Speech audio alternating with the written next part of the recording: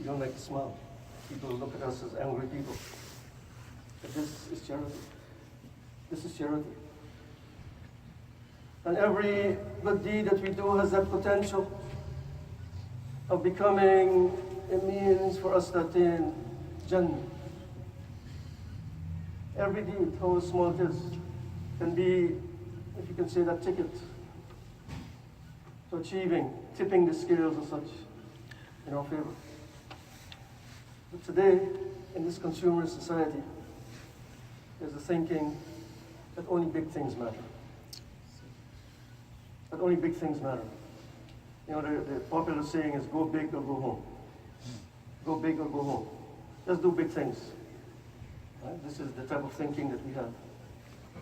And one of the big preoccupations in our life today, and also affecting us in the Muslim community and the way we practice our faith individually and collectively, is to focus only on the big things. To focus only on the big things. And this type of thinking is infecting even the way we are practicing our faith, our religion. We only want to be associated with big things and big projects. We only think that something is successful if you raise large sums of money. You know, numbers, we are numerical people today. This is the way of thinking that has infected us. That we equate success with large things. And even in the virtual world that we are living in, that many of you, not only young people, but I would think most of you, if not all of you, you want to be having many likes on Facebook. You want to be trending on Twitter. People become obsessed by the likes that they have.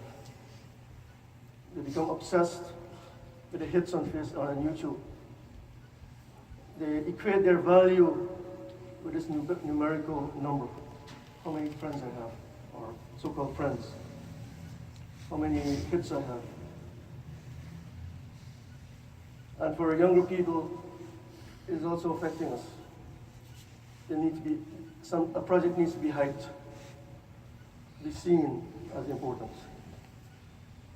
And as such, we have entered this celebrity culture, where it is infecting us. We're not looking at the content or the character of people. We're just looking at, you know, the numbers that they have, the draw that they can bring. And we ourselves, we only want to be associated with big things. Yes, we've been led to this thinking today that this is true success. But this type of thinking assumes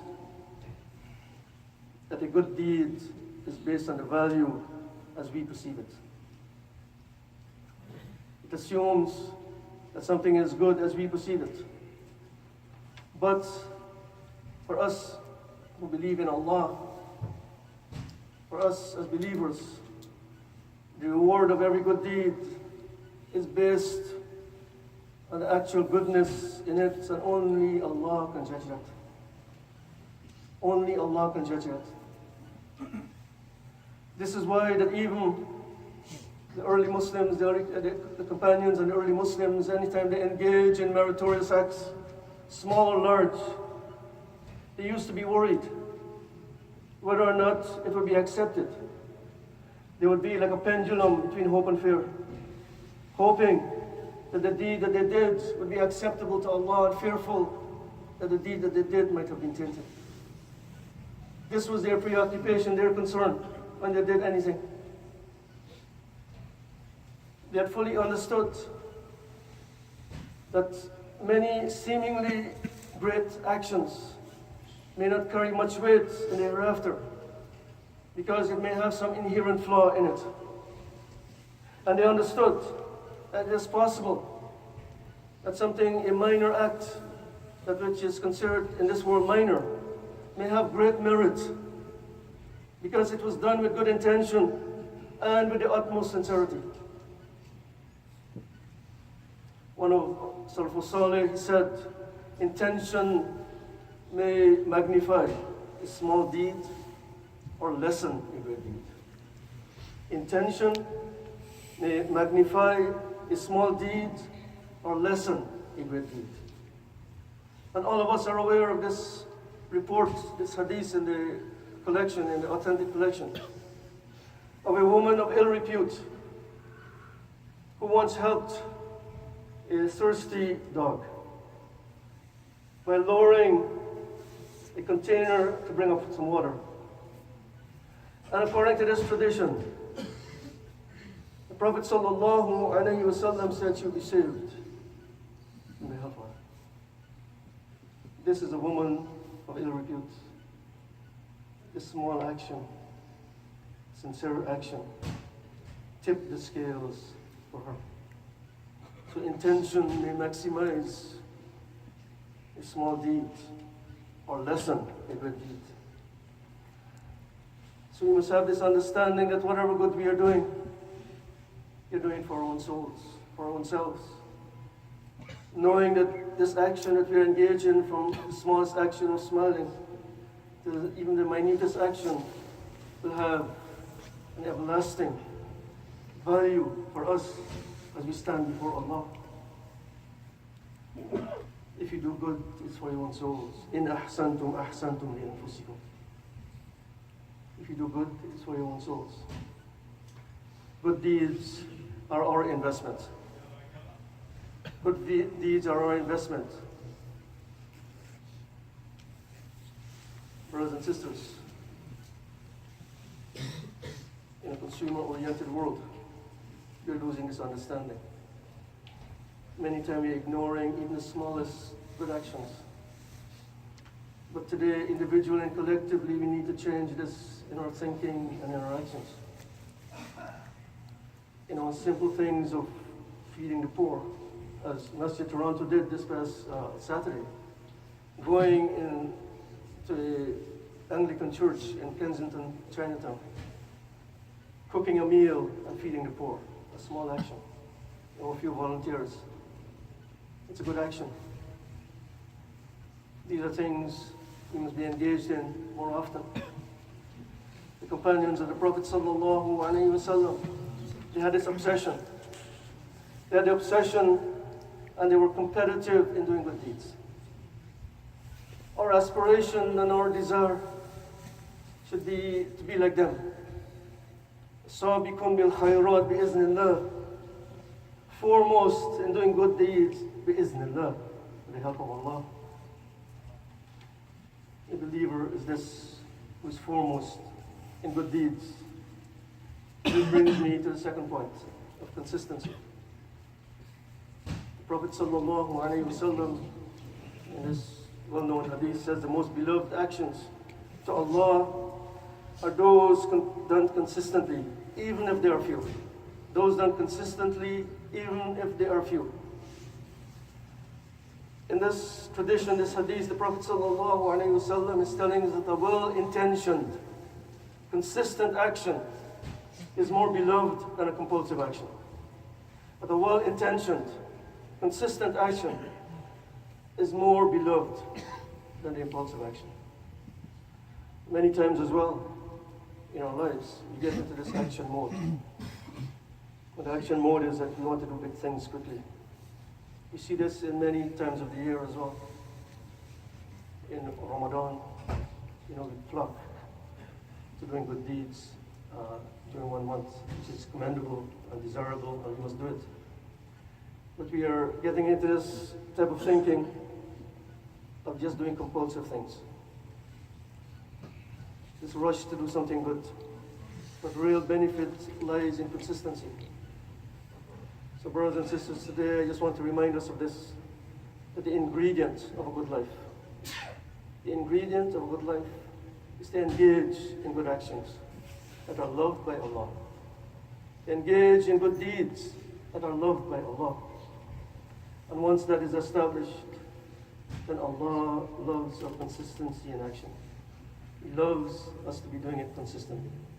We ask Allah Ta'ala to forgive us. أقول قولي هذا وأستغفر الله لي ولكم ولسائر المسلمين فاستغفروه إنه هو الغفور الرحيم.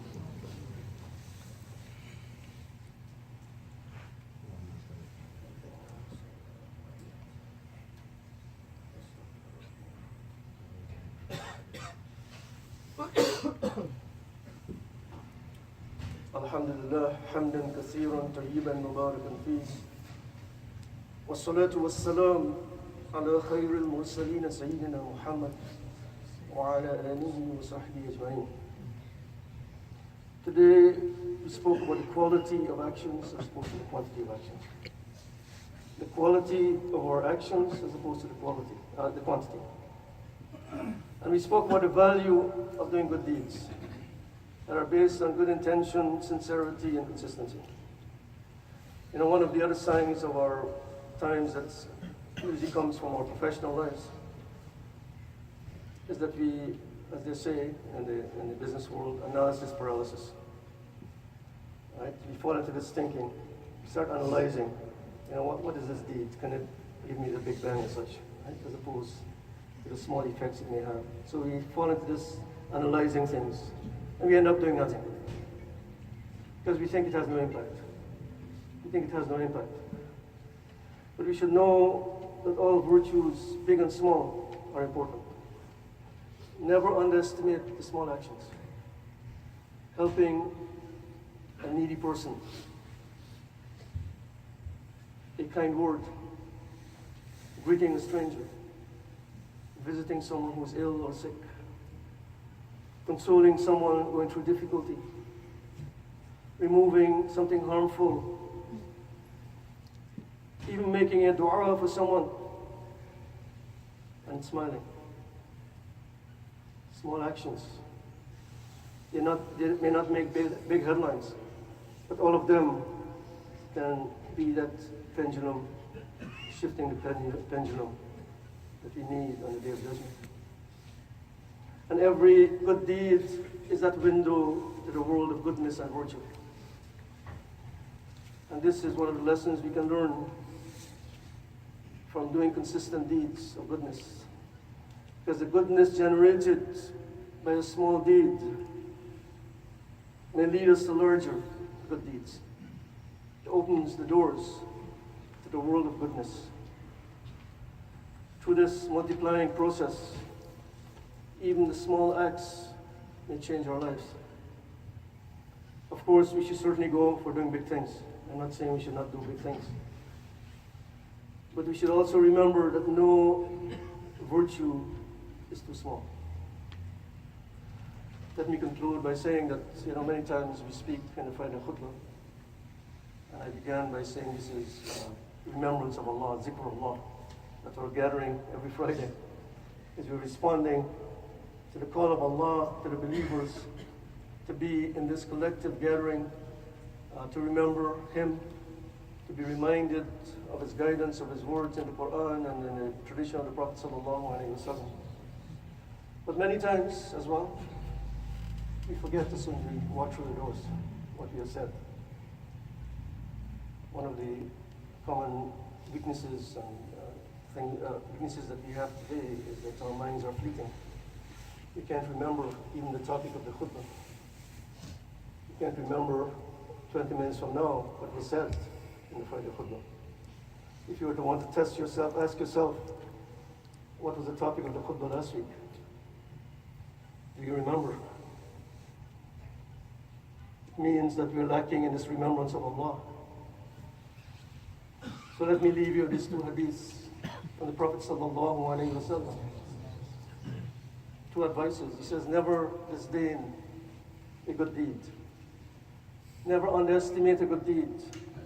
Even if it is meeting your brother with a cheerful face. If you were to go out of here and become smiling people, it will make a big difference in our perception of ourselves and of people looking at us. In the second hadith, it says, the most beloved action to Allah are those performed consistently, even if there are few. Consistency in action as opposed to impulsiveness. Consistency in action as opposed to impulsiveness. So if you were to remember, the topic of today is that every small deed is of value.